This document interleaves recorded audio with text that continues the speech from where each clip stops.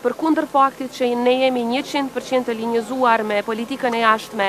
dhe atë të sigurisë së Bashkimit Evropian, fatkeqësisht ka një bllokatë totale.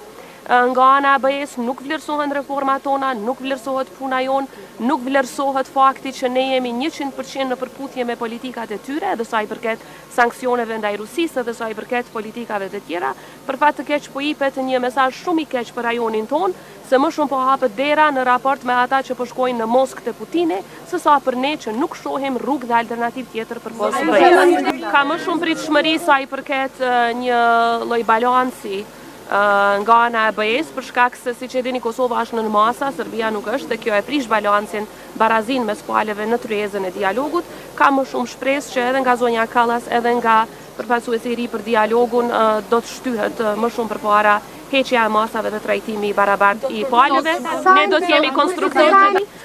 Besoj që do të ketë përpjekje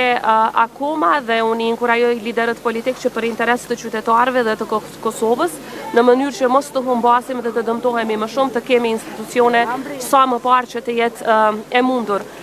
Megjithatë, sa i përket krye negociatorit, Kosova ka krye negociatorin i cili akoma është fuqiplot, është zëvendës kryeministri i parë, i cili edhe nuk është se ka kandiduar apo se është zgjedhur deputet, pra ka kompetenca në mënyrë që të vazhdoj në qoftë se kërkohet nga BE-ja që të ketë një takim në nivel krye negociator.